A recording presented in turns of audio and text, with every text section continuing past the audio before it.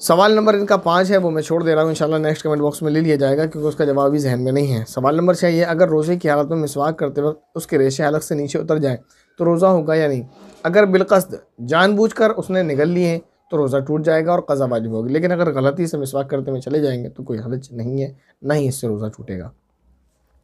इसके बाद एक बहन सवाल कर रही है, मुफ्ती साहब मेरा सवाल है नंबर 1, कुछ लोग मेरा नाम ज़किया कमर बोलते हैं, कुछ लोग ज़ाकिया बोलते हैं, बराए मेहरबानी बताएं कि कुरान और हदीस से क्या साबित है, क्या बोलना चाहिए और इनका माना भी बता दीजिए। तो पहले तो आपको एक बात बता दी जाए, वो ये कि हर चीज़ कुरान और हदीस से साबित नहीं होती। अब लफ्ज़ की जो माना है वो कुरान और हदीस से ज़ाहिर साबित नहीं कर सकते हम, क्योंकि माना तो हमें लुगत से मिलेंगे, तो लुगत यानी डिक्शनरी से, तो वो या अहले अरब उसको बताएंगे कि इस लफ्ज़ के क्या माना है।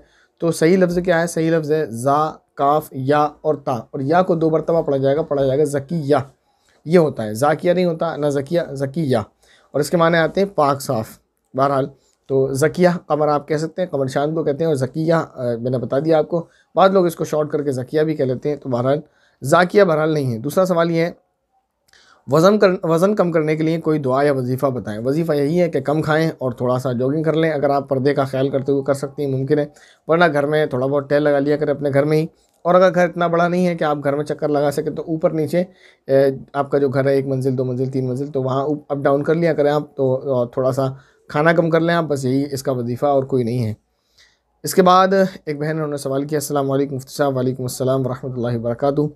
अल्लाह आपकी परेशानियों को ख़त्म करे, आमीन। आपको खुश रखे, आमीन। आप बहुत बहुत बहुत अच्छा काम कर रहे हैं, अल्लाह आपकी हर दुआ कबूल करे, आमीन। मेरा भी एक सवाल है आपसे, अल्लाहुम्मा इन्नी अऊज़ु बिका मिनल खुबुसी वल खबाइस, ये दुआ कब पढ़नी चाहिए? मैंने एक हदीस में पढ़ा था कि सतर से कपड़ा हटाने से पहले ये दुआ पढ़ें, तो क्या टॉयलेट के अंदर जाने के बाद पढ़ें या बाहर से ही पढ़ कर जाएँ? इसीलिए कहा जाता है हमेशा एक टीचर, एक उस्ताद का होना बहुत ज़रूरी है, वरना फिर क्या होता है, उलझनें पैदा होती हैं। हदीस तो पढ़ ली आपने, जैसे कहा बिल्कुल सही पढ़ा आपने हदीस के अंदर, लेकिन आपको समझने में गलती हुई।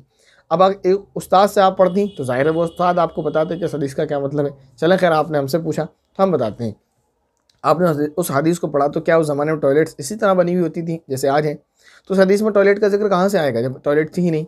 उस हदीस में जो जिस ज़माने की वो हदीस है, उस ज़माने में लोग जंगलों में इस तरह से जाया करते थे, वहाँ टॉयलेट का रिवाज ही नहीं था।